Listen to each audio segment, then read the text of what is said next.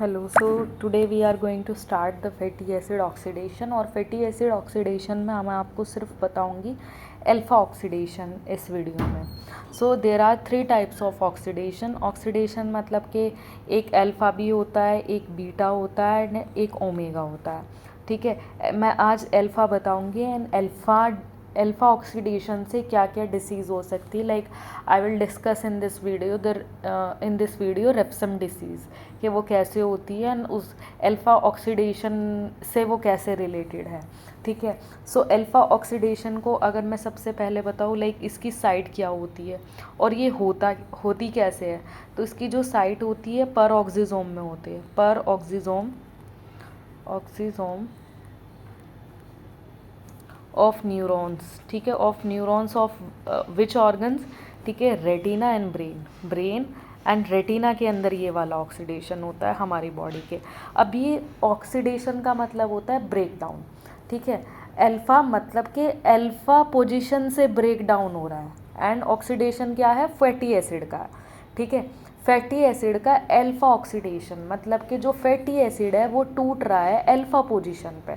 अब वो कैसे टूटेगा अल्फ़ा पोजीशन पे। सपोज़ करो मैं एक लंबा सा कार्बन चेन बना देती हूँ, फैटी एसिड बना देती हूँ। This is fatty acid. ठीक है, फैटी एसिड पे जो पहला कार्बन होता है फंक्शनल कार्बन के बराबर में, उसको हम अल्फ़ा बोलते हैं। जो सेकंड नंबर का कार्बन होता है उसको हम बीटा बोलते हैं। ठीक है, ओके, एक सेकेंड, सॉरी, ये वाला होगा, ये वाला पहले नंबर का जो फंक्शनल ग्रुप के बराबर वाला कार्बन होगा वो अल्फ़ा होगा और जो उसके बराबर वाला होगा ये बीटा वाला कार्बन होगा। तो अब मैं अल्फ़ा कार्बन के बॉन्ड को एक्चुअली ब्रेक डाउन करूँगी ये।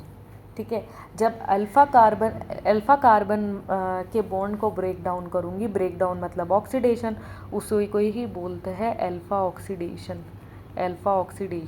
ठीक है, अब अल्फ़ा ऑक्सीडेशन में मुझे क्या मिला, सिर्फ एक कार्बन मिला और एक कार्बन से मैं एसिटाइल कोएंजाइम नहीं बना सकती, ना मुझे कोई एनर्जी मिलेगी। ठीक है, सो नो एनर्जी। ठीक है, बिकॉज एसिटाइल कोएंजाइम नहीं बनेगा तो टीसीए साइकिल में नहीं जाएगा। जब टीसीए साइकिल में नहीं जाएगा तो इलेक्ट्रॉन ट्रांसपोर्ट चेन नहीं होगी और फिर हमें एनर्जी नहीं मिलेगी, तो मुझे कुछ नहीं मिलेगा। ठीक है, alpha oxidation gives no energy. So जो अल्फ़ा ऑक्सीडेशन की एक ख़ास बात है, gives zero ATP. Okay, zero ATP. Now अब आँखों में, हमारी रेटिना में और ब्रेन में कैसे ये कैरी आउट होता है। ठीक है, और ये कब होता है। ठीक है, जो ग्रीन लीफी वेजिटेबल्स होती है, ठीक है, वो क्या कंटेन करती है, वो एक एसिड कंटेन करती है like which is branch chain fatty acid, that is phytanic acid. ठीक है, फाइटैनिक एसिड होता है ग्रीन लीफी वेजिटेबल में। और फाइटैनिक एसिड कैसा एसिड है, एक ब्रांच चेन फैटी एसिड है, एक ब्रांच चेन फैटी एसिड है। अब ब्रांच चेन फैटी एसिड तो है, अब इसको तोड़ने के लिए, इसका ब्रेक डाउन, इसका ऑक्सीडेशन करने के लिए एक एंजाइम होती है, that is, I am writing with the pink one, phytanoyl CoA hydroxylase. अब ये एंजाइम क्या करती है, फाइटेनिक एसिड का लाइक कंप्लीट कैटाबॉलिज्म करा देगी, इसको तोड़ देगी। ठीक है, अब इसको तोड़ देगी मतलब कैटाबॉलिज्म हो गया। अब तक तो सब सही लग रहा था। अब कहानी कैसे यहाँ पे ट्विस्ट लेती है कि मैम ये एंजाइम की डेफिशिएंसी हो जाए अगर, ठीक है, deficiency of phytanoyl CoA hydroxylase may cause, actually not may cause, Refsum disease, can cause Refsum disease. ठीक है, सो ये टॉपिक जो हम पढ़ रहे हैं इसको मैं हेडिंग डाल रही हूँ रेप्सम डिसीज़। ठीक है, रेप्सम डिसीज़ क्या होती है, रेप्सम डिसीज़ एक्चुअली कि मैम जब फाइटेनिक एसिड का ब्रेक डाउन ना हो तो because of the deficiency of an enzyme that is phytanoyl CoA hydroxylase, तो रेप्सम डिसीज़ हो जाती है। अब रेप्सम डिसीज़ ये हो क्यों रही है, इसका कॉज क्या है, लाइक मैम ये डेफिशिएंसी क्यों हो रही है इस एंजाइम की। ठीक है, ये डेफिशिएंसी इज़ अ जेनेटिक। ठीक है, सो इट्स अ इनहेरिटेड। ठीक है, इनहेरिटेड कौन से टाइप का डिसऑर्डर है? It's a autosomal recessive disorder, ठीक है। अब जब ऑटोजोमल रेसेसिव है, ये नहीं होगा तो हमारी बॉडी में क्या एक्यूमुलेट हो जाएगा, ठीक है, कैरेक्टराइज बाय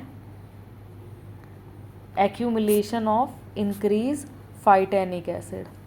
अब जो ये फाइटेनिक एसिड है ये इंक्रीज़ हो जाएगा क्योंकि वो ये डिग्रेड ही नहीं हो रहा, और जब डिग्रेड नहीं होगा तो तुम्हें क्या क्या सिम्टम्स आ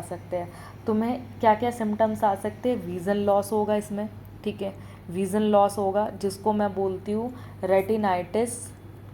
रेटिनाइटिस पिगमेंटोसा। मैं तुम्हें पिक्चर दिखाती हूँ। एंड एक हो गया, होती है इस थायोसिस, ठीक है, लाइक स्केली स्किन हो जाएगी उस बच्चे की, तो ये इस तरह का सीन होगा। अगर तुम उस पेशेंट की फंडोस्कोपी करोगे तो लाइक ऐसा दिखेगा, ठीक है, रेटिनाइटिस पिगमेंटोसा इसको बोलते हैं।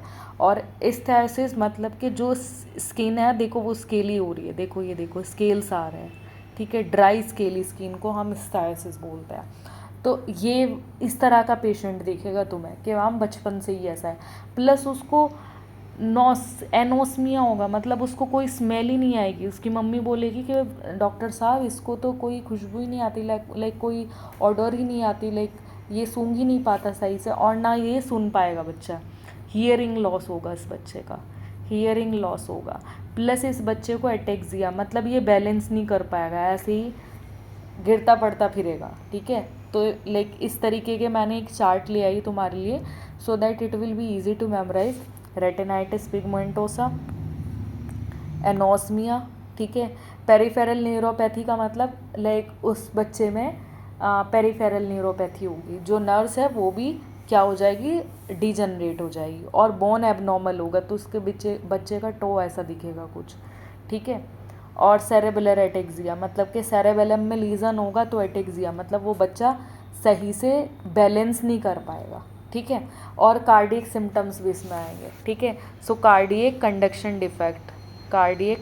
डिफेक्ट भी उस बच्चे में आएगा, ठीक है। कार्डियक सही से कंडक्शन नहीं कर पाएगा सिग्नल्स का, कार्डियक, ठीक है, इलेक्ट्रिकल इम्पल्स का कंडक्शन डिफेक्ट, ठीक है। जैसे एस से एवी नोड में जाता है, then bundle of His, then Purkinje fibres, तो वो नहीं हो पाएगा सही से, ठीक है। अब इसका ट्रीटमेंट क्या है, ट्रीटमेंट हम क्या करेंगे इसका, ठीक है। ट्रीटमेंट एक तो डाइट, ठीक है, हमें ऐसी डाइट नहीं देनी जिसमें क्या होगा, जिसमें फाइटेनिक एसिड होगा, तो वो कौन सी डाइट होगी, अवॉइड ग्रीन लीफी वेजिटेबल्स, ठीक है। उस बच्चे को बोलेंगे या पेशेंट को बोलेंगे कि ये नहीं, इसको क्या बोलते हैं, green leafy vegetables. And second is a plasma pheresis किसको बोलते हैं, प्लाज्मा फेरेसिस मतलब removal of the substance from the plasma, ठीक है, प्लाज्मा में से उसको निकाल देना, प्लाज्मा फेरेसिस हो जाएगा वो, ठीक है। So that's all about the Refsum disease, ठीक है। रेफसम डिसीज़ को लाइक इट्स इजी, इससे कुछ क्वेश्चन आते हैं, इससे क्वेश्चन कैसे आएंगे कि इसकी साइट क्या होगी, रेफसम डिसीज़ के एग्ज़ाम में अगर क्वेश्चन आए, ठीक है, पैरोक्सिसोम, ठीक है, मतलब कौन से सेलुलर ऑर्गेनेली में ये हो रहा है, ठीक है, ठीक है। सो ये है, ओके। एंड इसका बेस्ट ट्रीटमेंट यही होगा plasma pheresis, and for the precautions हमें ग्रीन लीफी वेजिटेबल्स इसमें अवॉइड करना पड़ेंगे, ठीक है। मैं एक और बार रिपीट कर रही हूँ, प्लाज्मा फेरेसिस के लाइक ऐसी प्रोसीजर जिसमें पेशेंट का जो ब्लड है उसको निकालते हैं एंड प्लाज्मा अलग निकालते हैं, और उसमें से जो सब्सटेंस तुम्हें टॉक्सिक लग रहा वो निकाल के रख दो, फिर वापस से पेशेंट में डाल दो, ठीक है, काइंड ऑफ तुम वॉश कर रहे हो, ठीक है, ओके। सो दैट्स ऑल, ठीक है, चलो, ओके।